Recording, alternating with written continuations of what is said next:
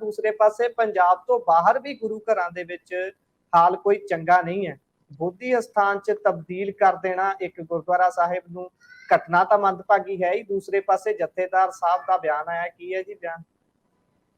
देखो जथेदार साहब ने भी इस घटना की निखेधी की है, पर यह सारा कुछ क्यों हो रहा? अगे सिक्किम दे विच भी इस तरह की घटना वापरी सी कि उस टाइम भी सिखां दे हिरदे वलूंदरे गए सन। उस तो पहला जे आपां देखदे हां तां एक गुरु घर होर सी ज्ञान गोदड़ी, ओदा भी मसला है। तो ये जिहड़े पंजाब तो बाहर ने कुछ गुरु घर ते खास तौर ते दुरेडे ने थोड़े, ਤਾਂ ਬਈ ਉਹਨਾਂ ਦੇ ਵਿੱਚ ਕੀ ਚੱਲ ਰਿਹਾ ਸੋ ਦੇਖਣ ਵਾਲਾ ਮਸਲਾ ਹੈ।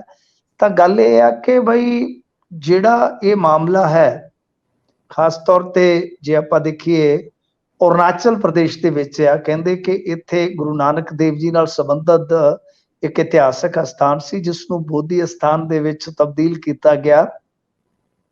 ਹੁਣ ਇਸ ਮਾਮਲੇ ਦੇ ਵਿੱਚ ਮਤਲਬ ਕਿ ਅਕਾਲ ਤਖਤ ਸਾਹਿਬ ਦੇ ਜਥੇਦਾਰ धामी साहब वो सारे रोस प्रगटा के मंग कर रहे हैं कि जिन्हों ने भी अजिहा किया है तो बई उन्हां ते कार्रवाई होनी चाहिए है। देखो गल की है कि संविधान हरेक नूं अपने धर्म की जो भी प्रचार प्रसार की सहूलियत है वो प्रदान करता है।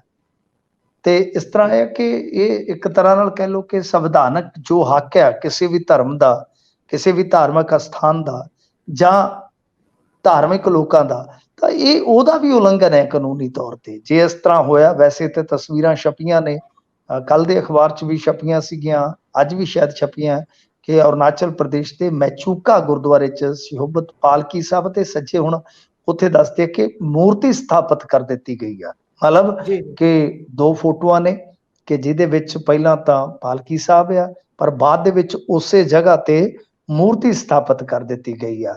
देखो गल की है कि इस मामले दे विच हुण सिखां नूं इत्थों अपने कोई बंदे भेजने चाहिए। पहला तो सही उत्थे स्थिति की है वो देखी जाए अते फिर उस तो बाद ये पता लाया जाए कि किन कीता है, किसने कीता है। तो ये अगे भी एक विवाद पैदा हो गया सी, गुरुद्वारा शायद डांगमार सीगा, तो उत्थे भी एक इसे तरह का विवाद सीगा इस इलाके दे विच, इस साइड दे विच वो पै जांदा सीगा। ਤਾਂ ਕਿਉਂਕਿ ਉਧਰ ਸਿੱਖਾਂ ਦੀ ਵਸੋਂ ਬੜੀ ਘੱਟ ਆ, ਬਹੁਤ ਘੱਟ ਆ। ਤਾਂ ਸਾਂਭ ਸੰਭਾਲ ਦਾ ਕਿਤੇ ਨਾ ਕਿਤੇ ਕਹਿ ਲਓ ਕਿ ਜਿਮਾ ਜਿਹੜਾ ਕਈ ਵਾਰ ਸਥਾਨਕ ਲੋਕਾਂ ਕੋਲ ਵੀ ਹੁੰਦਾ। ਤਾਂ ਸਥਾਨਕ ਲੋਕ ਫਿਰ ਤੁਹਾਨੂੰ ਪਤਾ ਹੀ ਹੈ ਕਈ ਵਾਰ ਆਪਣੇ ਪੱਧਰ ਤੇ ਮਨਮਾਨੀਆਂ ਕਰਦੇ ਆ। ਤਾਂ ਇਹ ਹੁਣ ਉੱਥੋਂ ਦੀ ਲੋਕਲ ਗਵਰਨਮੈਂਟ ਨੂੰ ਵੇਖਣਾ ਚਾਹੀਦਾ ਕੀ ਉੱਥੇ ਵਾਪਰਿਆ, ਦੱਸਣਾ ਚਾਹੀਦਾ।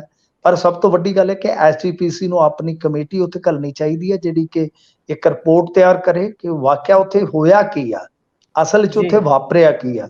ਉਸ ਤੋਂ ਬਾਅਦ ਫਿਰ ਕੋਈ ਕਾਨੂੰਨੀ ਬਦਲ ਜਾਂ ਜੇ ਆਪਾਂ ਕਹੀਏ ਤਾਂ ਫਿਰ ਘੱਟੋ ਘੱਟ ਇਹ ਆ ਕਿ ਸਾਡੇ ਇੱਥੇ ਇਕਬਾਲ ਸਿੰਘ ਲਾਲਪੁਰਾ ਨੇ ਜਿਹੜੇ ਘੱਟ ਗਿਣਤੀਆਂ ਦੇ ਕਮਿਸ਼ਨ ਦੇ ਚੇਅਰਮੈਨ ਨੇ, ਉਹ ਇੱਥੋਂ ਪੰਜਾਬ ਤੋਂ ਨੇ। ਤਾਂ ਫਿਰ ਉਹਨਾਂ ਤੱਕ ਵੀ ਰਸਾਈ ਕਰਨੀ ਚਾਹੀਦੀ ਆ, ਪਹੁੰਚ ਕਰਨੀ ਚਾਹੀਦੀ ਆ। ਜੇ ਉਹ ਨੋਟਿਸ ਆਪ ਲੈਣ ਤੇ ਮੈਂ ਕਹਿੰਦਾ ਬਿਹਤਰ ਆ, ਸ਼ਾਇਦ ਉਹਨਾਂ ਨੇ ਲਿਆ ਵੀ ਹੋਏਗਾ ਕਿਉਂਕਿ ਸਰਚਾਂਦ ਸਿੰਘ ਬੋਲ ਰਹੇ ਸਨ, ਉਹਨਾਂ ਦਾ ਵੀ ਸਟੇਟਮੈਂਟ ਲੱਗਾ ਹੋਇਆ ਇੱਕ। ਸਰਚਾਂਦ ਸਿੰਘ ਵੈਸੇ ਤਾਂ ਭਾਜਪਾ 'ਚ ਚਲੇ ਗਏ ਸਨ, ਤਾਂ ਪਹਿਲਾਂ ਟਕਸਾਲੀ ਸਨ। ਤਾਂ ਗੱਲ ਇਹ ਹੈ ਕਿ ਜਦੋਂ ਹੁਣ ਇਹਨਾਂ ਦੇ ਨੋਟਿਸ 'ਚ ਗੱਲ ਆ ਗਈ ਆ ਤਾਂ ਮੇਰੇ ਖਿਆਲ ਦੇ ਨਾਲ ਇਕਬਾਲ ਸਿੰਘ ਲਾਲਪੁਰਾ ਹੋਰਾਂ ਨੂੰ ਖੁਦ ਇਸ ਗੱਲ ਦਾ ਨੋਟਿਸ ਲੈਣਾ ਚਾਹੀਦਾ ਕਿਉਂਕਿ ਉਹ ਪੰਜਾਬ ਤੋਂ ਨੇ ਬੇਸਿਕਲੀ। ਤਾਂ ਉਹਦੇ ਵਿੱਚ ਕੀ ਹੈ ਕਿ ਜੇਕਰ ਉਹ ਆਵਾਜ਼ ਬੁਲੰਦ ਕਰਨਗੇ ਤੇ ਉਹਨਾਂ ਦੀ ਸੱਤਾ ਦੇ ਗਲਿਆਰਿਆਂ 'ਚ ਇੰਨੀ ਕੁ ਪਹੁੰਚ ਹੈਗੀ ਅੱਜ ਕੱਲ ਕਿ ਉਹਨਾਂ ਦੀ ਗੱਲ ਜਿਹੜੀ ਆ ਉਹ ਸੁਣੀ ਜਾ ਸਕਦੀ ਆ।